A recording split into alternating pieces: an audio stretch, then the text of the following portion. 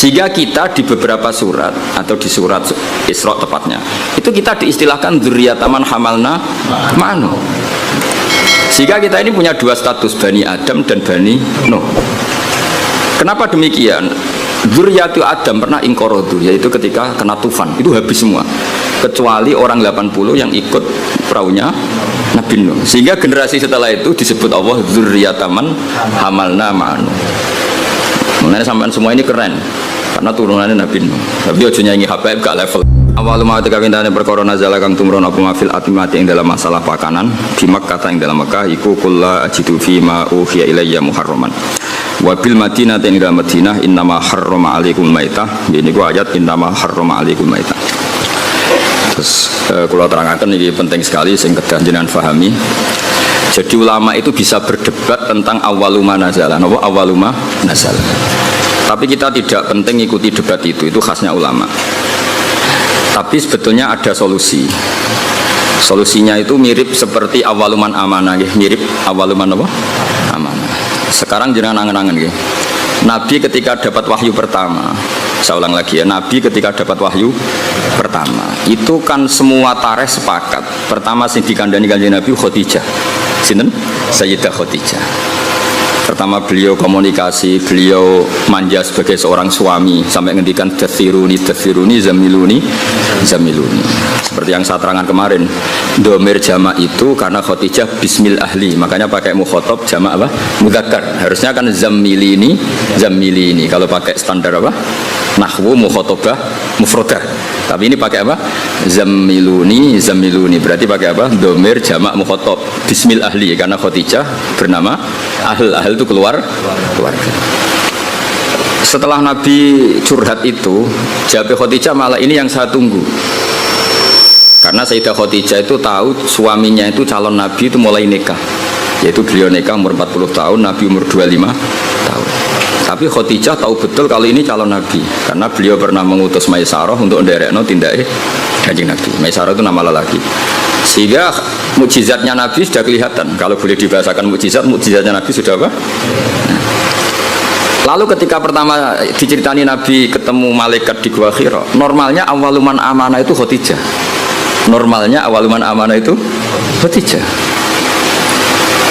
Tapi Sayyidina Ali tidak kalah kerennya karena beliau misanan dan Nabi pernah hidup serumah dengan Sayyidina Ali karena Nabi di rumah Abu Thalib.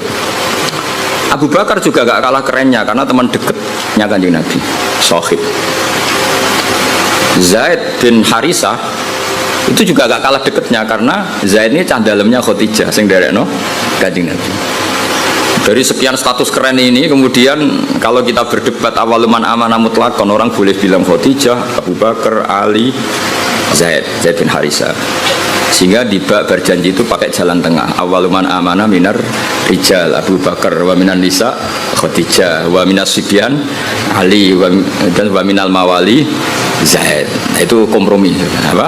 Kompromi. Jadi ilmu ya butuh kompromi. Jadi misalnya ana wong kultus Kang Ali itu kiai damaran, maksudnya kiai tapi jodaran kiai alternatif kok dukun jenis. Nah, misalnya Hamdan itu kiai, ya sudah kiai desa, bahwa ditambahi dewi lah kira-kira gitu.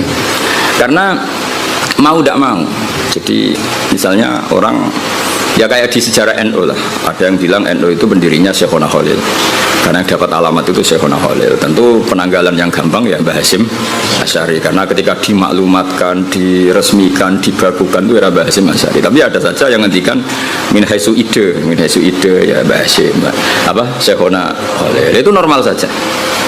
Nah sekarang pertanyaannya adalah yang ngendikan awaluma nazala itu orang sekali berjabir termasuk minas sabiqinal awalin, dan beliau meyakini itu ya ayyuhal mudaththir. Terus ada yang ngendikan lagi Fatihah, juga itu gak bisa dibantah karena awal Nabi jadi Nabi itu perilakunya sudah sholat dan gak kebayangkan sholat tanpa Fatihah. Terus ada yang mengatakan Bismillah karena gak kebayang Fatihah tanpa Bismillah. Makanya saya pernah guyon secara fikih, dan ini guyon ilmiah. Fikih itu ya bisa digugat, nuruti cangkem elek itu digugat. Coba awalul arkan itu apa, coba kamu bilang? Takbir apa niat apa qiyam? Ayo coba. Kowe nek salat ngadeg sik apa niat sik? Ngadeg riyen. Tapi kalau ngadeg kamu hitung awalul arkan itu jelas goblok. Karena kecelok ngadeg salat sause niat. Orang niat jenenge ngadeg olahraga atau ngadeg biasa atau ngadeg siaga, tapi tetap reso darani ngadeg sebagai rukune salat. Berarti dhisik ndi? Ya, saiki misalnya niat lungguh terus lagi ngadeg sah. Ya rasa kan? Karena niat ini kecelok niat nak dibarengi awalul arkan. Mergo sing darani niat kok dusek muktaronan bi fi'lihi. Dadi kan niat tok kok ora ditopang ngadeg, ya ora dadi niat. Ayo terus dhisik ndi? Nah, barang itu menjadi kriminal yang baru. Bagaimana urutan rukun kemudian kamu katakan bareng. Ya ora ya enak goblok gak mikir iku. Cara kula yes. Wong dhisik ora tau ana jawaban di nomor 1 orang ya baik-baik saja. Kenapa itu kamu masalahkan? Itu paling pinter gitu. Tanpa dimasalahkan orang ya baik-baik. Tapi secara ilmiah itu memang masalah. Mulane Dewi Imam Ghazali beliau punya riwayat gini. Kalau setuju riwayat itu. Senajan to coba takokno hadise kondi, mbok dadi Albani. Senengane nyoal wae. Inna minal ilmi la jahlan. Sebagian ilmu itu goblok. Ya kan goblok tenan. Misalnya cara kula niku kemalingan atau aku kebakar, terus ditolong mbek Hamdani takok, jenengan daleme pundi? Itu ilmu ketika dijawab wong ndi omam. Ya sembarang iso. Tanya itu kan penting, terus dijawab omahku ini. Itu ilmu apa enggak? Ilmu tapi goblok, wae kebakaran kok takok alamat. Sama lagi jawab, wae kebakaran kok takok alamat. Nah, ya saiki sementing salat itu para pangeran dengan melafadzkan Allahu Akbar, meyakini Allah itu maha besar. Terus berhubung sholat itu antara zuhur, asar, antara yang lain-lain itu mirip, maka harus kamu pastikan yang kamu sholat itu sholat apa, namanya takyin. Terus sholat itu banyak, ada fardu, ada sunat. Kita harus memastikan sholat ini fardu. Penting-penting seperti itu penting daripada bakas dhisik ya niat sampai ngadeg. Kira-kira kowe sholat terus gemerjet Gusti rukunnya dia budi gak niat sampai ngadeg. Itu sholatnya kurang penggawean tuh kira-kira. Lalu inna minal ilmi la jahlan. Sebagian ilmu jadi goblok. Jadi mulanya apa ya, ilmu itu ya harus ada prioritas. Kalau terusakan gitu. Sehingga saya setuju model Said Muhammad seperti ini. Jadi awaliyah itu pasti nisbiyah. Nisbiyah itu ya subjektif atau relevan. Misalnya saya beri contoh. Semua ulama kalau ditanya spontan, pertama yang jadi nabi siapa? Pasti jawabannya Nabi Nuh. Itu hampir semua ulama, enggak janjian. Asal dia ulama mesti jawabnya Nabi Nuh.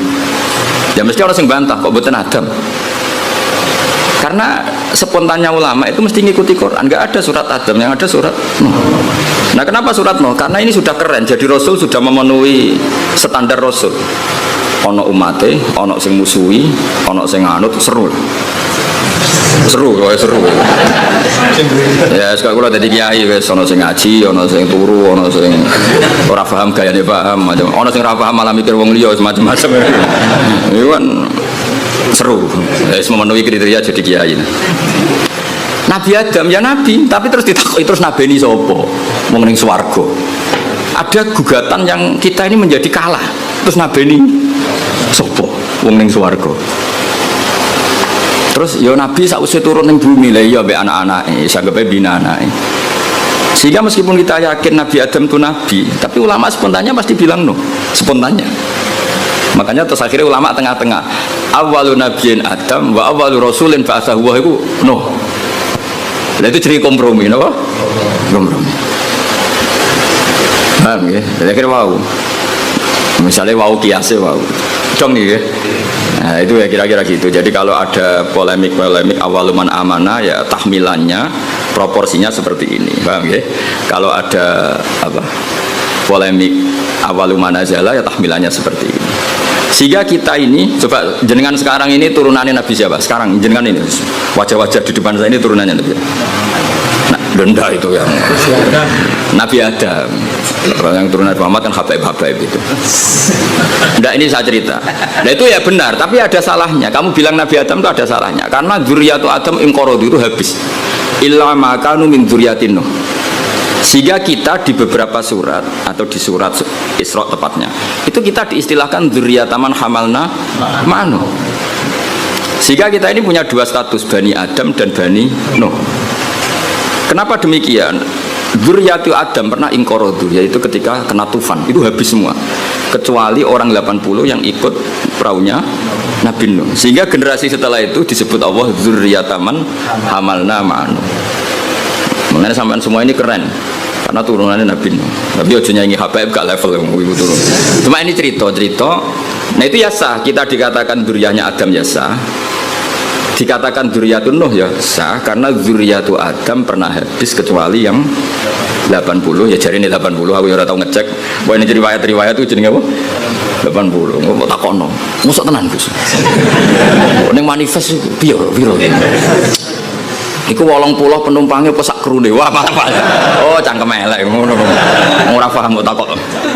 Lah ya biasanya pesawat kan dihitung ya, penumpangnya berapa, awak kabin berapa, pilot berapa. Ngono takokno. 80 itu nit apa itu? Yo kacau. Kalau kalau suwon ya jenengan enak ngaji sama saya itu punya adat kamu sendiri itu ingin paham. Mikir orang lain itu yang kedua. Ibda binafsik itu aturannya Rasulullah bukan aturannya Gus Ba. Itu aturan Rasulullah ibda binafsik. Sekarang tuh banyak orang yang kalau ngaji itu ribet mikir orang lain. Itu tidak bagus. Bukan karena saya marah, itu etikanya Rasul. Ibda binafsik summa biman ta'ul. Ya prioritas kamu sendiri itu ingin paham. Apalagi kamu yang luar biasa karena yang menghadiri apa? Majelis. Jadi dulu zaman Nabi gitu. Kalau Nabi ngendikan mesti pengumumannya istan sitin nas. Coba Abu Hurairah, kamu minta manusia itu diam supaya memahami apa yang saya ngendikan. Mereka diam, fokus. Setelah selesai Nabi ngendikan liuballighu syahid minkumul ghaib, yang hadir berkewajiban menyampaikan yang tidak hadir. Tapi kalau yang hadir sendiri tidak fokus kemudian tidak paham, itu produknya terus kayak apa? Paham? Jadi ini apa? Supaya clear ya jadi apa? Saya itu santri kadang kata milenial, mungkin ini ngaji main motor, mikir dia paham tau ora. Jamu iku muhibbin, rajamu iku rakoto.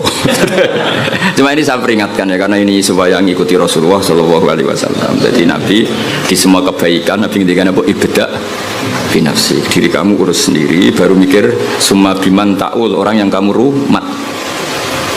Supaya itu tadi fokus. Saya andekan dulu ngaji sama Mbah Mun tidak fokus, mungkin ya tidak salim ini. Saya itu kalau dulu ngaji Mbah Mun sekaligus ijazah. Kitab yang mau dibaca Mbah Mun itu tak pelajari dulu. Itu ijazahnya Mbah Mun. Sehingga saya ngaji itu sudah punya bayangan.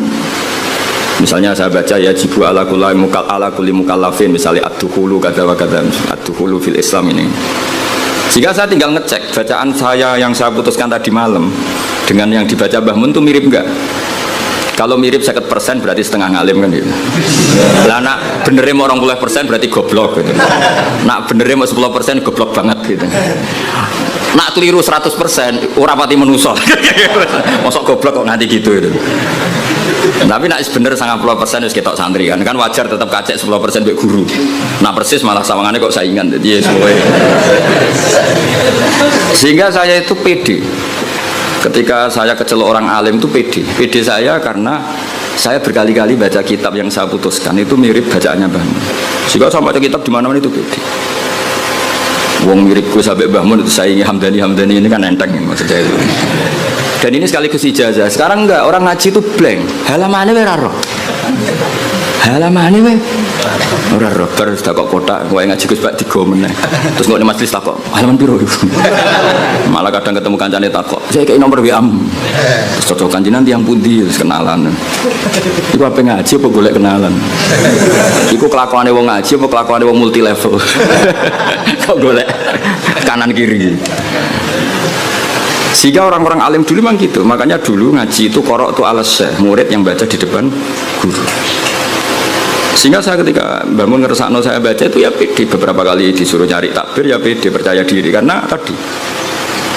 Tapi kalau kamu sendiri itu blank itu kosong. Terus kamu kan tidak tahu bacaan kamu benar apa salah. Tapi kalau kamu sudah ajari ngerti. Oh Mbah Mun baca ya jibu, ternyata kamu baca ya jubu. Ada kasus ya. Mbah Mun baca lam tarodaman, kamu baca lam tardiman, kan kacau ya. Ini kan gak sambung. Tapi kalau benar semua, kamu kan boleh GR wes ngalim berarti. Bukan gaya, no? Gaya. Jadi jangan sampai kamu ngalami kiai yang seperti cerita-cerita kiai kuno. Ada kiai rapati alim ngorek, babun lawang. Muridnya orang sing tahu ngaji kiai liyo, Mbah kalau gada kiai riyen nak maknane lawang, walang Mbah. Babun niku apa? Walang. Diprotes wis santri nek kalau gada makna niku lawang Mbah. Lah iya walang sing ning lawang. Mergo isin napa? Lho kula nate krungu dhewe santri maca faman saroko albedota ing anduk. Mergo tulisane ya hamzah nun dal wawu kaf. Kiyaine guyu. Dadi ora ngamuk tapi guyu. Iya dong pancen tulisane anduk. Adal bedota iku endok. Endok ning makna vegan iku anduk.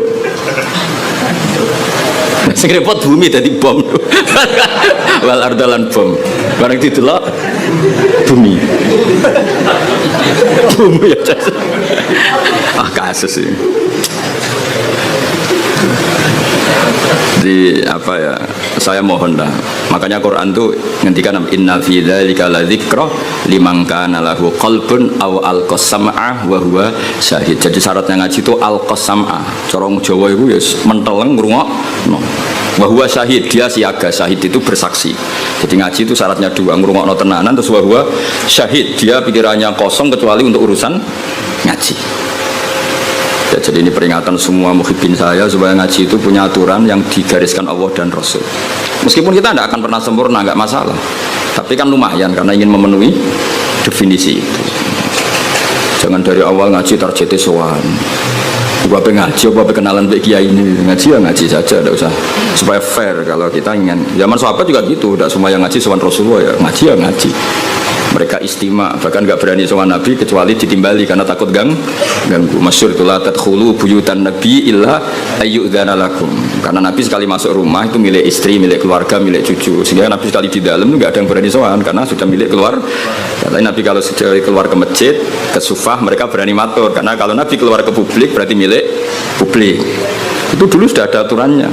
Jadi kalau Nabi sekali masuk dalam nggak ada yang berani sowan. Qul la tadkhulu buyutan Nabi illa ayyudzana lakum. Kamu jangan masuk dalamnya Nabi kecuali dapat izin. Karena tidak fair kan Nabi di pondok mulang bareng yang dalam lagi ketemu Said Hasan Husain, ketemu Sayyidah Fatimah terus assalamualaikum.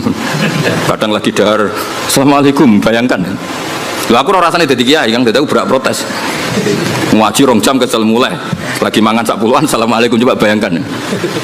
Lah nek kiai ini salisil bal ora pusing. Lagi paling jeding.